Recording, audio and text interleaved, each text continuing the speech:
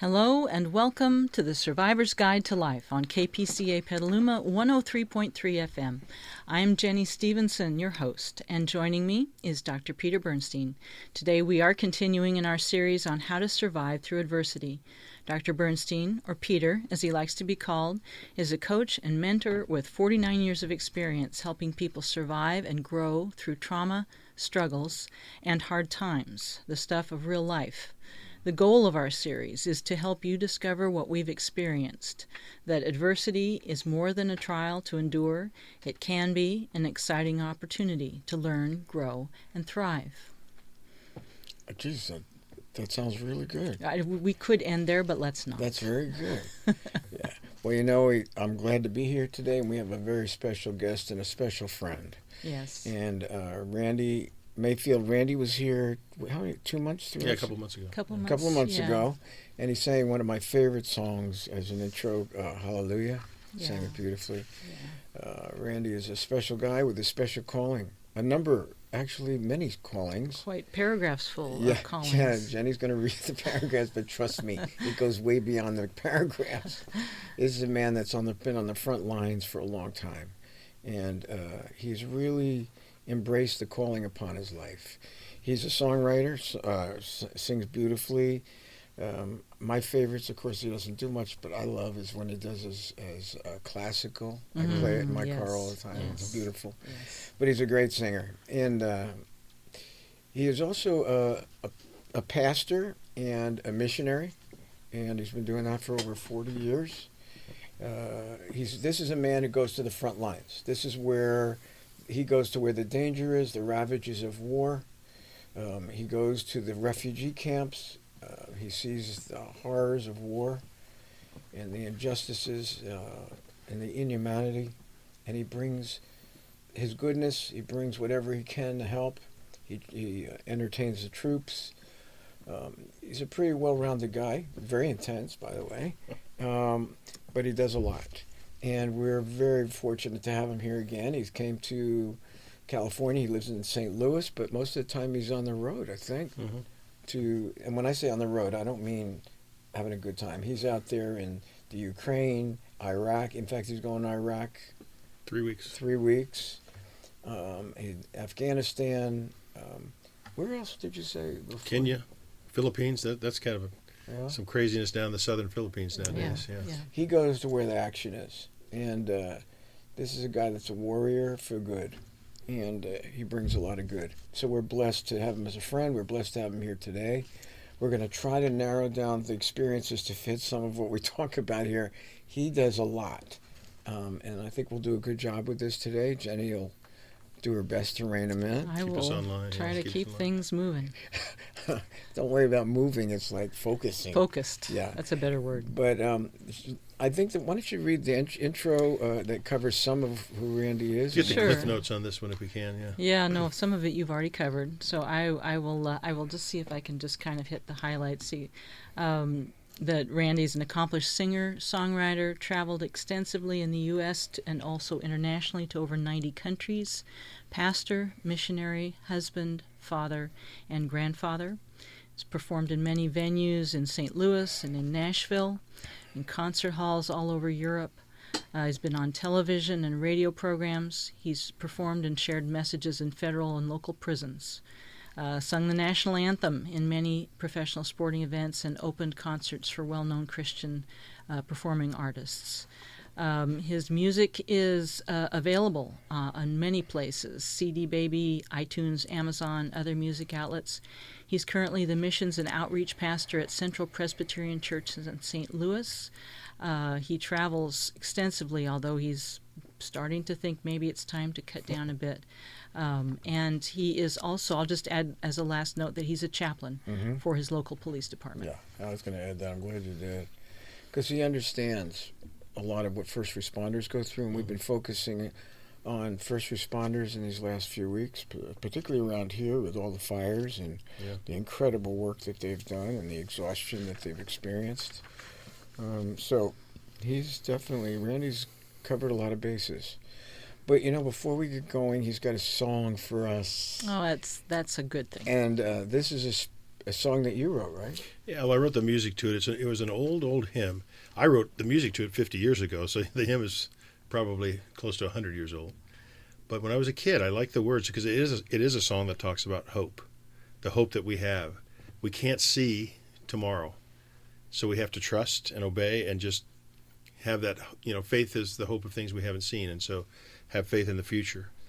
And that's what we offer to a lot of the people that we work with. We offer them a hope, and I've seen over the years God deliver that hope to them. It isn't just a pie in the sky, as you've said. It's something where it's a tangible thing that they see in their life, and they can look back and say, wow, I'm glad I hung in there. I'm glad I had hope for the future because things have turned around. So that's what this song says. It's just called If We Could See Beyond Today. Sounds so And good. I would have done a classical tune, but you would not let me bring the orchestra in the studio today, so I just brought the guitar, if that's okay. But I got you this.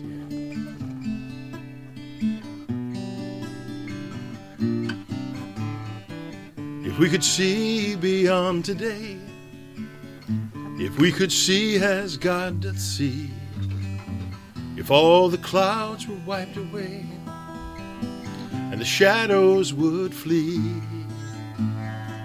o'er present griefs we would not fret, each sorrow we would soon forget, for many joys are waiting yet for you and me.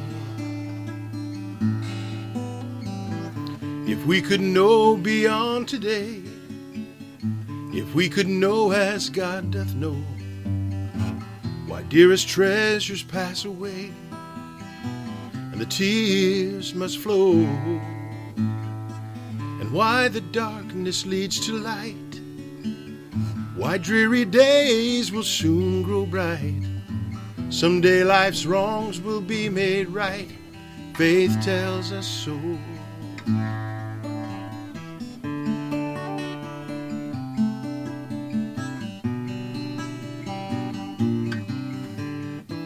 If we could see, if we could know, these are words that we often say, but God in love a veil doth throw across our way.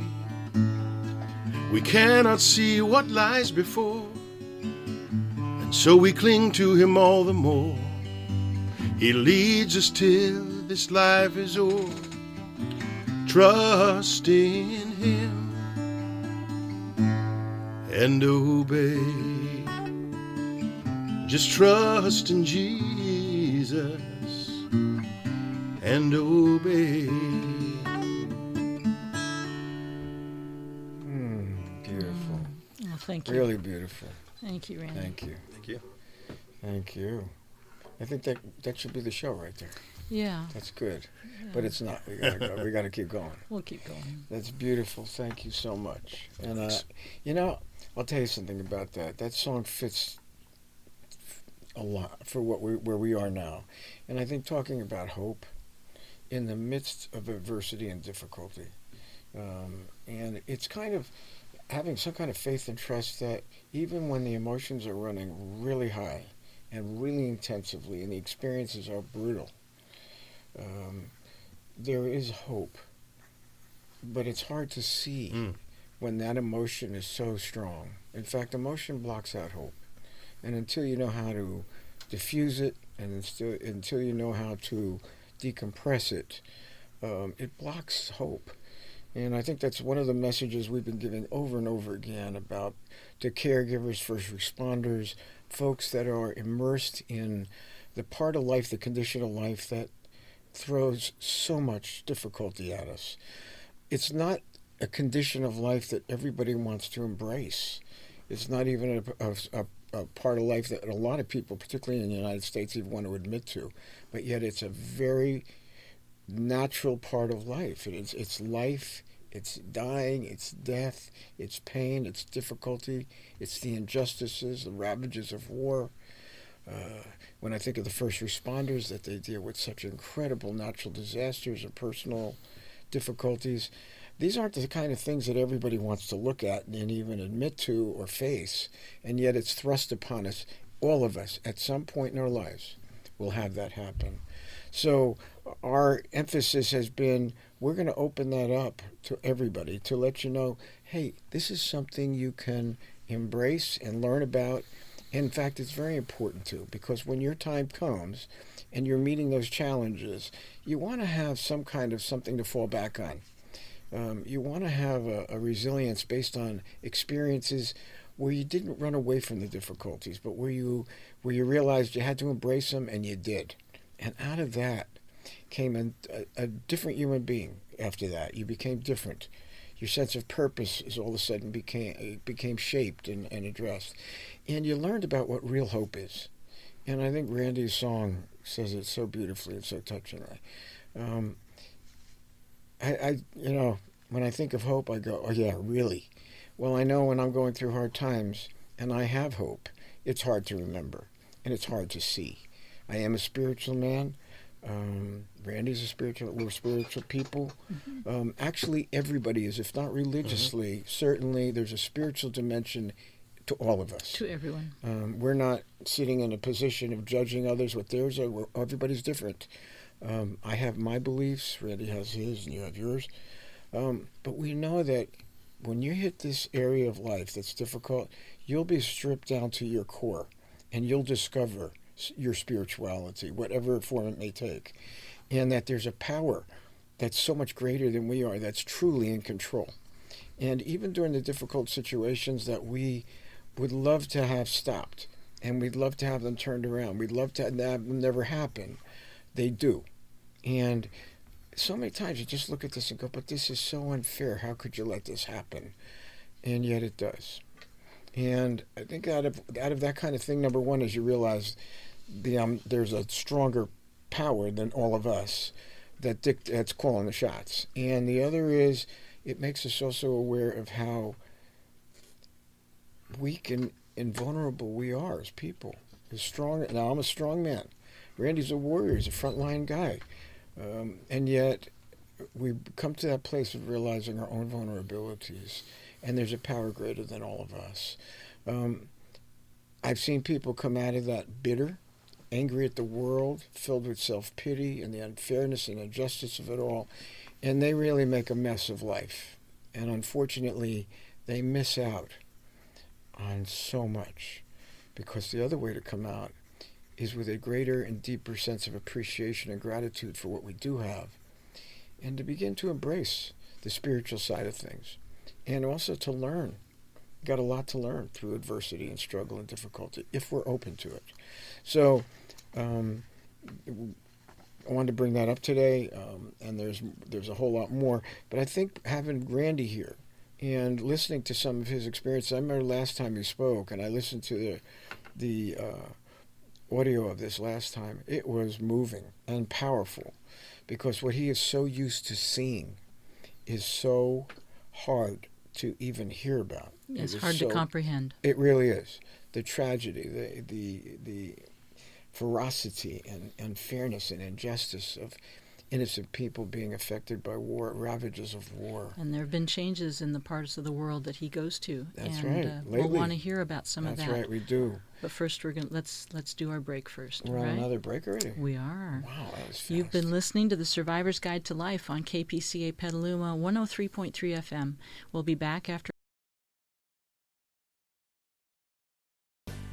Welcome back to The Survivor's Guide to Life. I'm your host, Jenny Stevenson.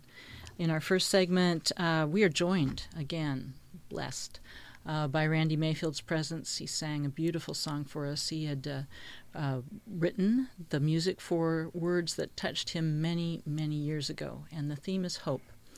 And we're talking today about hope and about the process of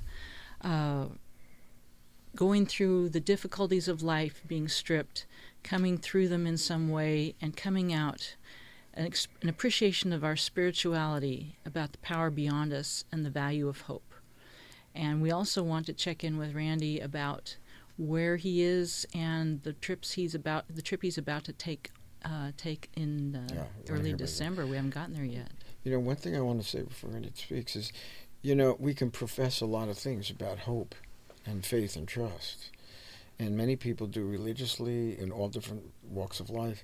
But it's the folks on the front lines that really come to a place of hope that has nothing to do with what we profess.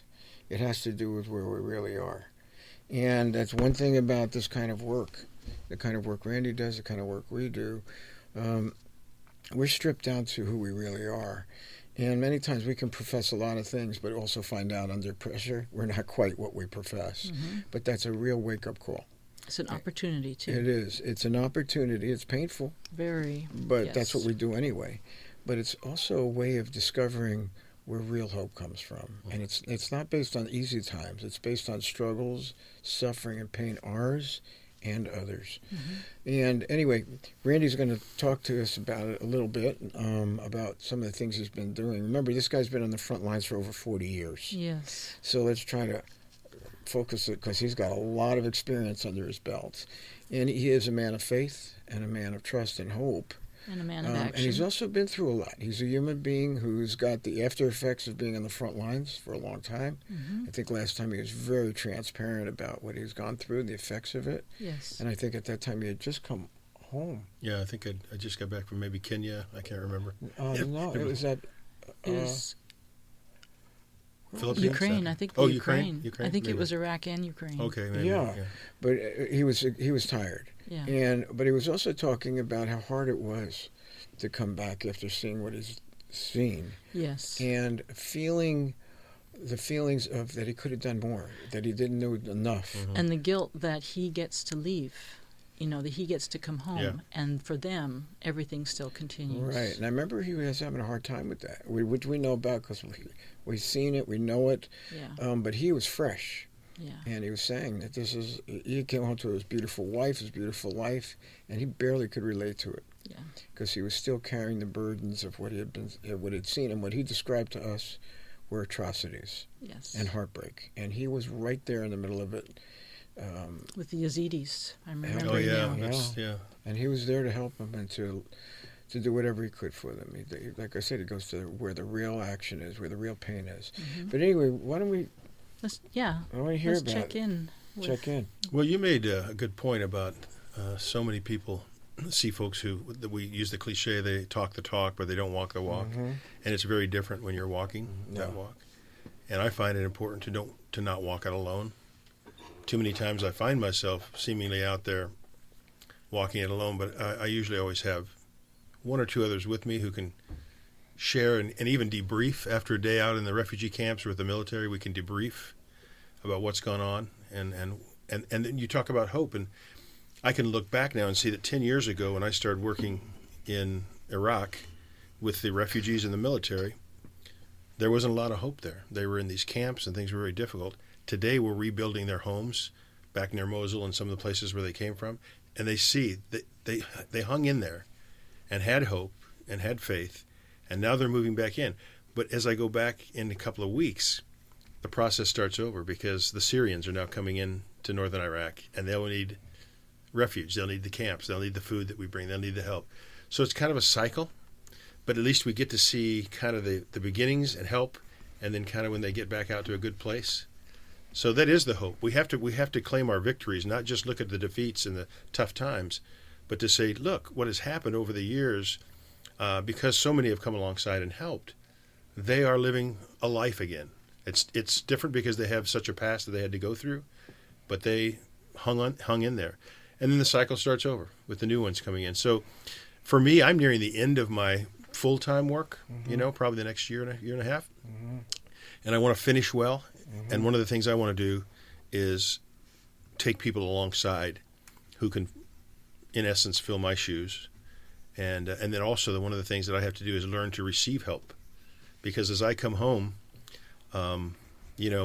it's basically my wife, and she has to bear a lot of that burden, and it's tough. It's tough for her to get me out of those situations. She can't always relate. When you walk to your sink, when you get back, and you think, can I drink this water? Can I brush my teeth with this? It's those are the things that go through my head. Mm-hmm. Can I eat this? Can I do this? We don't realize it day to day. And I think maybe if I went on a trip one time and came back and didn't do anything, I'd forget about it. But I'm grateful that I get to be there month after month and see what the real world is like. But it does take its toll. And we talked a little bit about how physically I had to be knocked down so that I could just get up again. I mean, I got a pretty strong case of vertigo. I don't know if we talked about that last time. I think we did. And it slowed me down. It slowed me down, and that was good for me because then I could appreciate those who had to care for me at that time. It makes me appreciate what we give to people. Well, I think Randy's speaking about something very important to us. Yes. Honestly, he's giving you the raw experience of what he's gone through, but we've been involved with so many people, and this includes ourselves, and we know that what he's talking about is really true. Yes. He's a leader.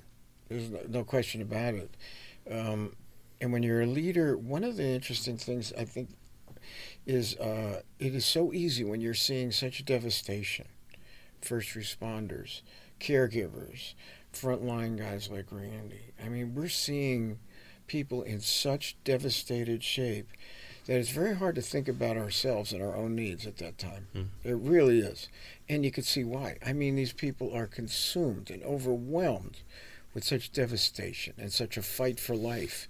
So how can we possibly be thinking about ourselves?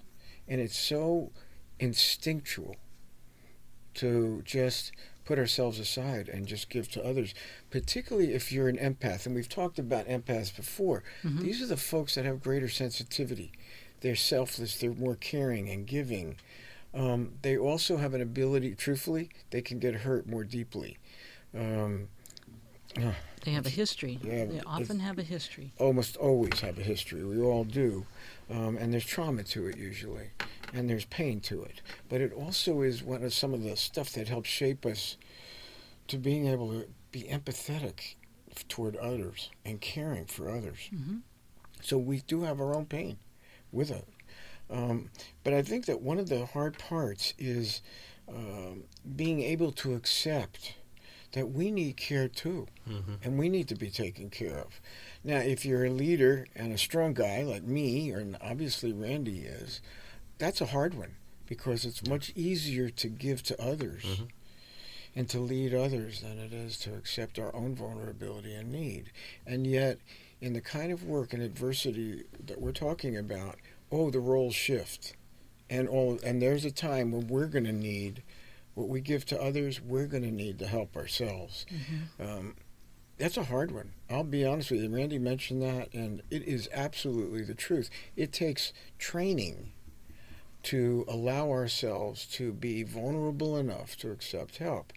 Interestingly, if you are folks that are a little stubborn and a little hard-headed and tough, your health can go. Mm-hmm. Or the spiritual power that's greater than all of us will bring us to our knees and we'll be vulnerable and we will need and have to accept help from somebody else. Well, you almost feel like you're a failure when you can no longer go and someone has to step in for you. Yeah. And I felt that when I was on my back with vertigo for a couple of days in a foreign country and people came to help me. But it also made me appreciate what I do for people because I could see when I was in a place that I could do nothing else, people stepped up and helped me. Yeah. And so that gave me a better appreciation for even what I do and others do in reaching out. So. Absolutely. And it's interesting that you mentioned that you felt like a failure. Now, to me, I know that one. But I would say that kind of trigger, that's a triggering. And what that means is, now he's not a failure. No. Just the opposite. Yeah. But when you start, you're broken. It's so easy for our old messages when we were hurt and when we were traumatized to come back up. Especially when we're exhausted, tired, stressed. All those old voices come back. And the old messages that you're a failure, you didn't do enough. Yes.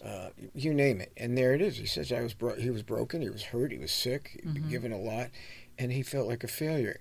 He was not a failure. Far from it.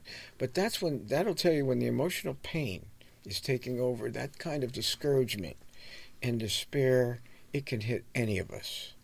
The key really is to go through that enough times to have even a deeper understanding that this isn't credible. This is emotion talking. This is the dark side coming out.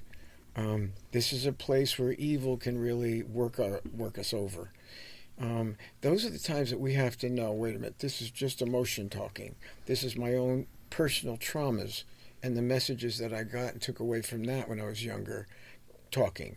It has nothing to do with the real truth. That doesn't mean we're not going to go through the difficult pain, but the idea is to go through it and come through the other side. And regain our perspective. And regain your perspective, and you will. There's the hope that will come out of this. And we'll be better for it, not worse. We'll actually be stronger for that, that we've been through it. We know that we're not failures. Here we go. We're ready to face the difficulties in life that we've been called to face. Randy knows his his work is filled with difficulties and adversity, but he's in better shape once you go through that to face it again and to be restored, renewed, and hopeful. But you got to go through that emotion. You got to go through that brokenness. You got to go through all the old triggerings. They come up, unfortunately. The key really is not to let them take hold and allow us to turn bitter and dark and completely defeated. And that, I tell you, I've met enough other people that have gone through it, and they are bitter, blaming, self-pitying. They don't think of anybody truthfully other than themselves. I've seen it. We've seen enough of that. And we know those folks are in much deeper trouble than what Randy's talking about. Yes. Because we go through the same things, just like Randy's talking about, but come out with a greater appreciation and gratitude for the little things, the things that are really important. Now, I remember when Randy came back from his last trip, he was beat. He was tired. And he wasn't feeling good, right? And he's got a beautiful wife. She loves him, and she's great. And she was hurting for him because she couldn't reach him. How many times have we seen people that go through post-traumatic stress struggles that don't have that one? That is like... It's frequent. Yes. And the loved ones, our families who love us and see us suffering, want to reach out, want to be there for us, want to take care of us. And a lot of times it's hard to accept that. So we're not open to it. We're not open yet. Yeah. And sometimes people aren't open and they wind up divorced. And what's the divorce rate for first responders? Well, we just learned it's 70%. 70%. Wow. Yes. That's just brutal. Outrageous. Yes. And yet you can understand that can happen. Yeah. I look at it and go, that there needs to be something done to stop, to intervene, to put things back on track, to restore folks. And we know how to do that with our skills and the work that we do, because it's a tragedy to let that happen. But can you understand how it could happen? Randy came back. He couldn't even relate to his beautiful wife. She was in tears. He was still carrying the burdens of what he's been through. And to come back to a really good life, which he has. He has. He was feeling the guilt of like, wait a minute, I just left these people, and he described what they had been through and what he'd seen and who he'd helped. Yeah. Is it no wonder? No. He's talking about water, and turning on a faucet and being able to drink healthy water. That was just the tip of the iceberg for the kind of things he saw. Let's talk about that some more in just a moment. We're on another break. Yeah. You've been listening to the Survivor's Guide to Life on KPCA Petaluma 103.3 FM. We'll be back after a short break. Welcome back to the Survivor's Guide to Life. I'm your host, Jenny Stevenson. We've been talking, and I don't want to take too long to summarize. I want to leave plenty of time for Peter and for our guest, Randy. But we're talking about the experience of going through very, very hard times and the stress, the exhaustion, the discouragement that can come, and the need for a time to recover. And how hard it can be sometimes for leaders to accept that they do need to take that time to recover and restore themselves. And that's what we're looking at right now. I know, and I just hear that and I go, that is hard. That's difficult. I have a hard time with that over and over and over again. I'm confronted with that constantly. And yet, in the state of life that I'm in now, with Lynn being so sick and we're dealing with so many sick people, I look at it and it's just, I can't get around it. No. I can't cover all the bases all the time. Randy mentioned something else, having a good team of folks. And Randy's been doing this work for many, many years too. And I'm sure that you have had to come through so many things to be doing what you're doing now. If you had started many years ago doing this exactly what you're doing now, would you have been equipped to do it? No. I mean, I start, it was kind of like a kid. You start on the soft food and the milk, and then you work up to the meat of stuff. And for me, God gives me strength to do those things. And we take steps to get there. I think, but there are some people that the trauma hits them immediately. And so we're the ones that have to try to respond. They haven't had that before, and then suddenly their lives are thrown in. So what do we do? How do we help them? Well, thankfully, through the years, you guys have skills, and I've learned some things on how we can give them that hope for the future, how I can tell them, hey, I've been there before, I've seen the successes, and I know you can be there. So the experience really gives you that opportunity to tell them, I've been down this road, and you can go down, and I'll walk down that with you, because we've been there before. That's why the years are helpful. Okay. That's a theme in your That's life a really from good thing. beginning to end. Okay, and one of the things that he just said is he's been there too. And he's talking about not just compassion. He's talking about empathy. And it's an interesting thing that I've discovered, and I'm sure when Randy just told you related to it. Folks that are really suffering, I've noticed many times that now, more than ever before, when I say, I understand, you know what they say? I know you do. Mm-hmm. And I've been in the helping professions for almost 50 years. And I thought in so many ways that I had a great deal of empathy. It's nothing like I have now. Mm-hmm. And when I say that now, the answer I get now isn't fighting me. It's like, I know too. I know you mean it, and I know you get it. And it means so much to come alongside them. Randy said, I'll walk down that path with you. I've been there with you. They know that he means it. And it's because of the person that he's become and been shaped into over the years through adversity, struggle, his adversity, other people's situations that are just grotesquely difficult. He's been through them. And so when he says it, he's a man of experience and a man of heartbreak and a man of pain and suffering and understanding that comes from that. So out of all of that, he's become a better person. He's become the person he's been meant to be. And it's not over yet. It just will take a different form because he's a man that's got a calling. So even though he goes off the front lines, maybe not as intensely as he does now, he's got to follow his calling and purpose in life, whatever form it may take. That's just the way things work. I think we're talking to somebody who's got the raw life experiences of being on the front lines in the worst situations. And we have talked about the team and the need for having a team, and Randy has mentioned that one of the things that might be coming as he backs off his very active involvement is to develop people to take new leadership. Well, we all bring different gifts to the fore, and really it's interesting as a musician and as someone, you guys know me off the radio, that I'm a little off the wall. I'm kind of crazy.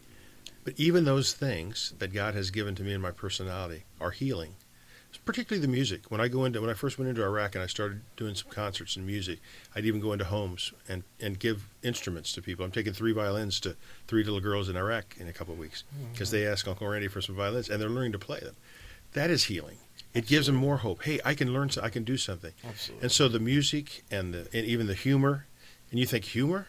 These people have been shot at by ISIS. Family members have been killed. There's a place for everything, and you need to know the time and place. But then I have a brother with me, Jamal, who always goes with me, who has the more deepness, and he is able to talk in ways that I can't. So all these gifts, it's in Proverbs 18:16. Your gift will make a way for you and put you in the presence of great men. And that doesn't mean just kings and presidents. It means great people, like the refugees and like the military. So your gifts, whatever they are. I don't know if I told you last time, I had a friend who was a plumber. And he said, man, I would love to do some work with you, but I don't speak. I don't sing.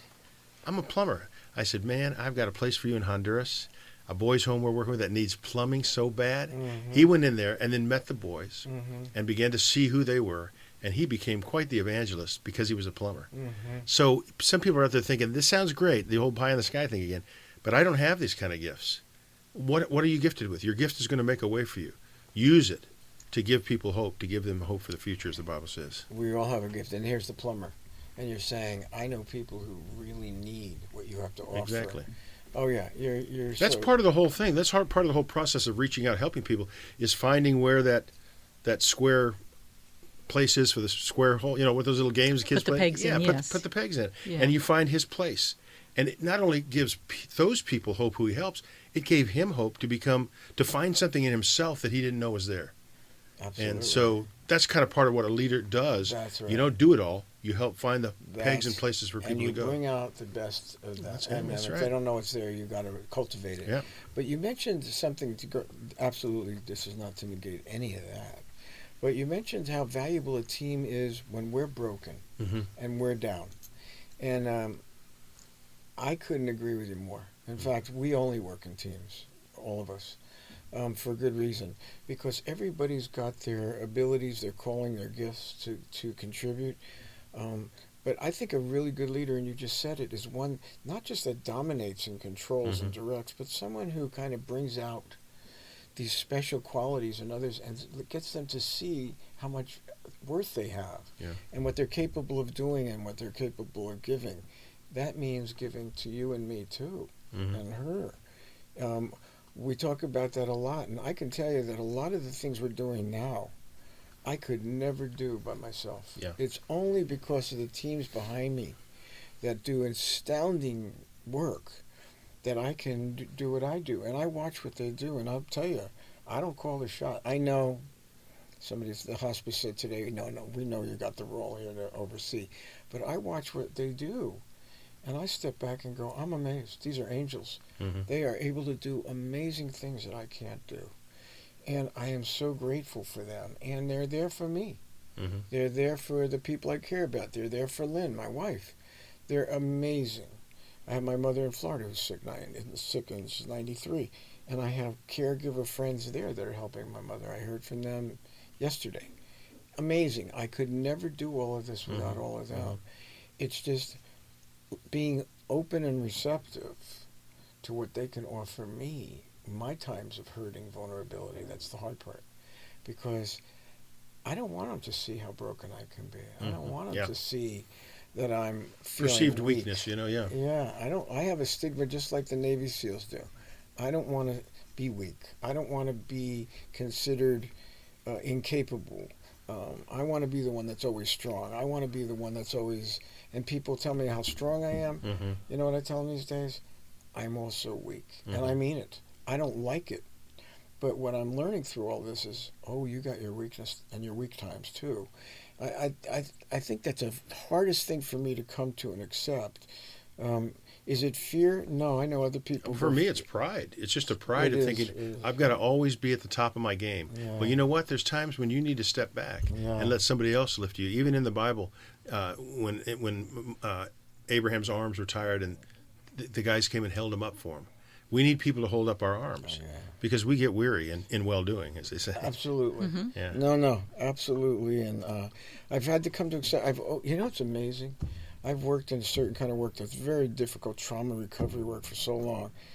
I could take it on I don't remember getting totally tired out too often. And yet I took on a lot. But now that it's personal, and I'm watching my wife, and I'm dealing with that, and I love her so. I have my limitations. I see it, and it hurts me to admit, but I can't do anymore. And I realize I'm putting out in so many different areas, and my plate is so full, and I have to accept that. My God, are you on overload? And you better be a spiritual man because I'm so far beyond my own. I know my limitations, and the responsibilities I have, the burdens, the challenges now are so beyond what I used to remember myself as, that I know there's something else that's giving me the power to be able to do everything, to grieve at the same time, to function, to lead others, to help others. It amazes me. I'm going, now where's the strength coming from? Me? Yeah. I know my strength. I'm a God man. I'll be honest with you, and it's come to me the hard way, where most of my friends are like me, and I have missionary friends too. Well, they had pretty hard lives too before they came to a broken place. But I have to admit, for me to realize now that, God's giving you the strength to do this because you couldn't do it on your own. And look at how it's going. You're able to do things, and when you really step back and take a look at it, it's amazing what we're doing and how many people we're helping and what we're going through ourselves. Am I right? What Jenny's going through, what her husband's going through, what other people are going through, and all of our workers they've got plenty to deal with, and yet they achieve and do so much for so many. And part of that is as a leader, you setting the example of admitting when you're tired, not weak, but tired, and need a break, need someone to step in and help. And that's part of being a leader, to set that example. And it's essential for the rest of your team to see that too. You've been listening to the Survivor's Guide to Life on KPCA Petaluma 103.3 FM. We'll be back after a short break. Welcome back to the Survivor's Guide to Life. I'm your host, Jenny Stevenson. And this is, of course, flying by way too fast. And we are talking about leaders and the experiences of caring and serving and giving and becoming tired and needing to take care of ourselves, and what a challenge that can be. Okay. He was talking when we were off the air. Is that allowed? I will just cut it out. Yeah, I won't be Okay. penalized by anything. Well, what I was going to say is it was good. It was good. So I can can you say it again? Because I thought I want the listeners to hear what we were just talking about. Well, the thing I was just summing up really what you had said is that we know that in our weakness, He is made strong in us and gives us the power to go on. Yes. In God, yeah. the higher power, as it were. Mm-hmm. But one of the things too, I think, and you've said this, we need to have people around us who can care for us and see. Like, I've never had anybody on my staff in 40 years say, "You need to take a sabbatical." I've needed it many times, but the one time I took a short sabbatical, I had to go to them and say, "I'm done for a while," and that's not good. And I'm not blaming anybody, because we have a huge staff on the church that I serve. But I do think we need to look after our people, not just the leaders, but the chiefs and the servants and everybody underneath. When you see somebody being burnt out, you've got to have the guts to go and say, "You need to step back." And for me, that is hard. They could offer me sabbaticals all the time, and I'd say, "Not really. I've got things I got to do. I'm fine." But we have to put our pride aside to say, "Yeah, I do need some downtime." But we have to care for our leaders just as we care for our team. And I don't see that sometimes. I see people saying, "He's strong, he's going to make it." And they don't realize, yeah, we're strong, and we put on our our boxing gloves and we go out there. But there are times we've been hit a few too many times and we need to recover. Absolutely. What we do on all of our teams is we have a time every week where we take a look at everybody and see the shape they're in, because we are bombarded. Yeah, it's good. Right? But we've learned that the hard way, that if we miss too much, we can begin to lose somebody because they're beginning to carry too much, or they've been triggered and they're not dealing with things. And you just did it with one of our workers. We just did it, and last week. And there's such a value in being able to sit down with everyone and just to hear them, even just to hear where they are and what they're struggling with, and to let them know that we do hear and we do care. About some of the things in this recent meeting, we couldn't make changes. There were changes we couldn't make, but we wanted to hear.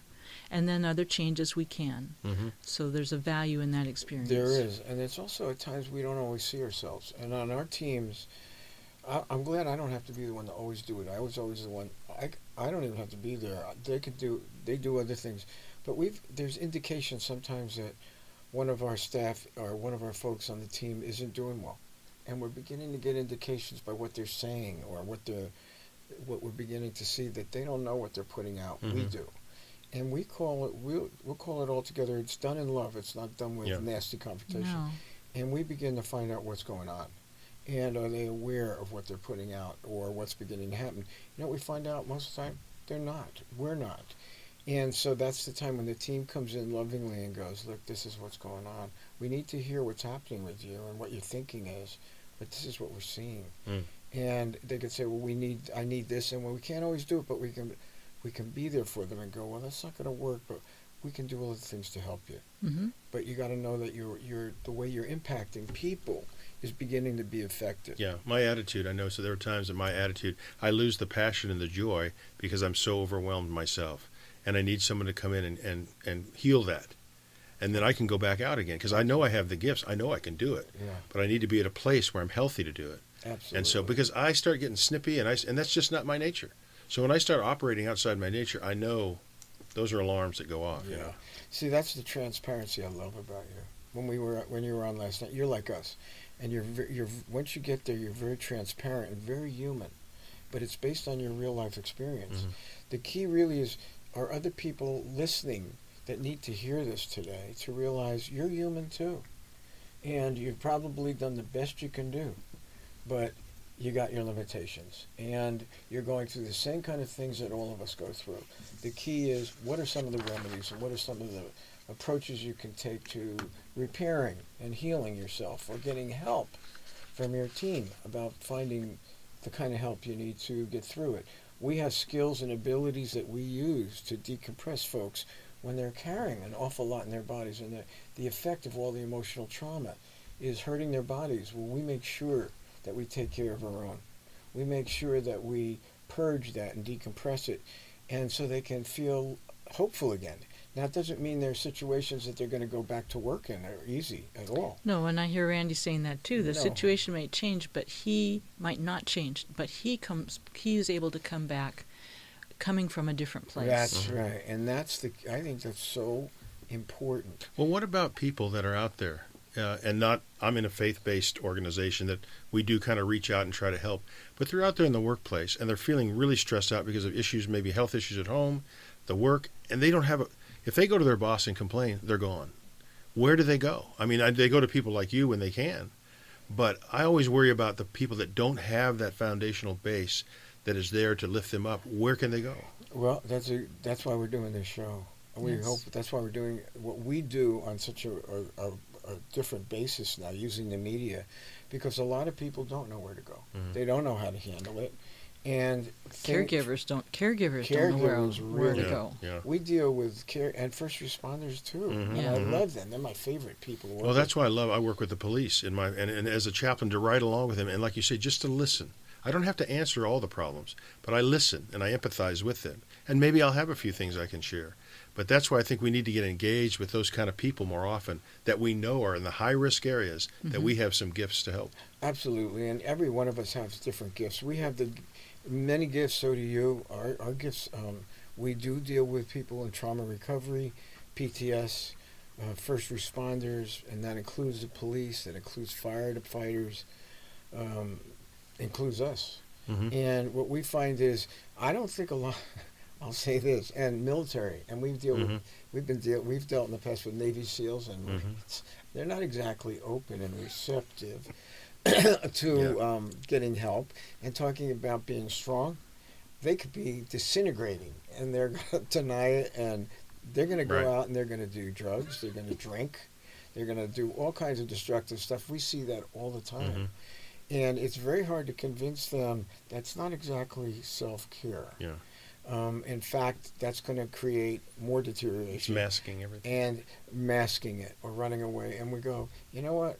Take some of your courage right now and face the reality that we can help you, or we can get you the kind of help you need so you don't deteriorate anymore. And it will be your health. It will be your well-being. And the quality of your work will deteriorate too. And the quality of your life. And the quality of your life. And we find relationships. that they deteriorate, their health deteriorates. So many of the first responders have cancer. hmm The people we know We're hearing that about help that start us too. out, they're fighting cancer. Yeah. We see that, and we see how people really get sick because they haven't taken care of themselves. They don't know how. Yeah. They don't want to admit it, because if they admit it, they can lose their security clearances if they're Navy SEALs. If they're first responders, then they're not considered reliable team players. We've seen it in so many different ways, and all of a sudden they're hiding what they need to face, and they need other people who they can trust to help them face it and go, it's time for you to get some help. Well, even a Superman or a Superwoman, there's always that kryptonite. And they don't. And you want to be a Superman all the time, but there is that thing that just, whatever it is, your job, your relationships, your health, that can deteriorate you. And you've got to find a way to get away from that which is impacting you that way and seek health. And they don't do it, like you said, for the very reason they don't want to jeopardize their work. I had a friend who was a Navy SEAL. He was a mess. He went into government, and I don't know if that's a great move. And he's gone back to the SEALs because it's all he knows. Yeah. He got in all kinds of trouble, and he hasn't really solved and healed the problem. No. He just went back to what he knows best in the high stress. And I don't know what's going to happen. He's a young guy, you know. He's a young guy. Yeah. Yeah, we know a lot of, we've helped a lot of Navy SEALs, not lately, but we used to. I was just thinking, as you're talking, God, you're saying so much that registers with me. And when you say you need to get help, you know what the Navy SEALs taught us about? They taught us to think about stigma. And what here's Dr. Bernstein walking into a guy in a wheelchair who, remember it was Dave, who had, for fun, before he was leaving for Afghanistan, Iraq, did his 4th parachute jump. This wasn't for, just for fun. And the parachute didn't open until, 80 feet before. Good. Well, he was a paraplegic. Beautiful. All Navy SEALs are beautiful. His wife, who was his girlfriend, that gorgeous movie star-like. And here I am walking in, and Dr. Bernstein, the psychotherapist, is going to... And they didn't want to know about mental problems. He was in physical pain. Right. And I remember it was, all of a sudden, my eyes opened up to just that stigma of the professional label. Is so, it can be such a deterrent to people accepting help. That's when we decided that we were going to diffuse that whole stigma. Don't call me Dr. Bernstein anymore. Don't call me psychologist and psychotherapist. How about human to human? And this guy, I remember it was Dave. We love Dave. He's a good guy. His father was a Navy SEAL. His brother was a Navy SEAL. But I remember he said he was in terrible physical pain. I said, you know what? We'll help you with that. We'll help you recover from that. And don't worry about the emotional, mental issues. You don't want to deal with them. We're not even going to go there. And we're going to help you in another way. And it was interesting how that worked. They gained our trust. Yeah, I hear Randy's experience riding along in the car. I'm just there. I'm going with you on this. I'm just here to listen. It's a way of destigmatizing and not judging. Yeah, not judging. That's huge. Judging. Yeah. So before you say more, I just want to say, just so you know, we've got 2 minutes left. This For is the whole show? For the whole show. This Oh, is come on. What kind of program is this? I know. We've only been on 5 minutes, haven't What we? is it? You get this guy once every 2 months and we can't get enough. I know. So that's why I'm just saying, we've got to, whatever we want to do, let's do it. All Now? right? Now. I want to thank Randy for being here. Well, thank you. And he carries a lot. I see it. Yeah. And he's done so much. And he suffered plenty in what he's done. In his physical health, and he's a man that could have a very luxurious, beautiful life, and he's chosen a different life. This is a man of sacrifice and giving and caring. He's a man of God. He's a man of the people. He's very down to earth. He's a great performer. Don't put him in front of him. If you don't want him to perform, don't show him a microphone. Yeah. But this is really hard. It's just stay quiet for a while. Yeah, he's a great performer. Could we ask him just briefly to tell us what this next trip is about? Do we have time to just... I'll give it in a nutshell. We're going back to Iraq, and like I said, I think initially we are caring for those we've cared for through the years, helping them rebuild their homes. We're taking food, clothes. It's unfortunate, but the Peshmerga army, they're Kurdish army, they're not taken well care of by their own, and they say to us, we are so thankful that the Christians come in with truckloads of food and stuff. And then I take my guitar and we sing, and they get a break. They have a break. It's usually Christmas time. We're doing Christmas songs. And some of the guys can play, and they'll play. So we're going to do that, and then we'll also be doing training camps, training center. We'll have we're bringing an artist this time, because a lot of the young kids love to do art, and we want to get them engaged in something, again, where they feel like, I can do something useful. I'm not just sitting in this camp all day. And we're bringing in, well, like, again, we have the electrical, we'll have some kids graduating from the electrical course, the sewing course. When they leave, by the way, they leave with a sewing machine, with an electrician's toolkit, with hair cutting. So when they leave the center, they're trained and can go out and make a few bucks even in the camps. Wow. So we're going back to do that, and just to really encourage them, like you say, come alongside them, encourage them. We've built relationships with a lot through the years, so it's helpful. I'm a little anxious because we've had some issues with the Kurds, with our government in the last few months, and so I'm going back to a Kurdish area as an American. They know I'm not the government, but there's still some kind of things. What are these people thinking about us, and why did you do this to us, they say. And I say, you know what, I would never have done this to you, but I'm under that government. I get it.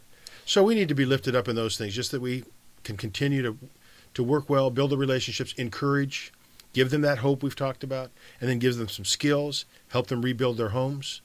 All of this is just, again, building up their trust and their hope in us. So that's what we're going to try to do on this trip. Well, here we are at holiday time. And Randy could very well stay at home with his beautiful wife and his lovely home and everything. And what's he doing? He's heading He's out. going to the front lines and helping folks. This is a giving empathetic caregiving man. Sacrificing. I need this guy to follow me Sacrificing. around everywhere.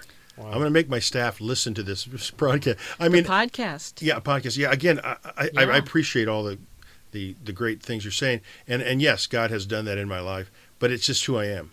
So it's not like I'm this great Nobel laureate that goes out and does these things. It's just who you are, and if you be who you are and use the gifts that God has given you to help other people, and not everybody has that in them. I get that. No. They don't want to help everybody. They want to help That's right. themselves. No. So I'm thankful that that's what I have, and you guys do too. So you're preaching to the choir. I agree. And All we are right. surrounded by wonderful people, and you're one of them. And Thank your you. wife is very sacrificing. I She know is. her. She is. Yeah. And Thank God you. bless her. Amen. Thank you.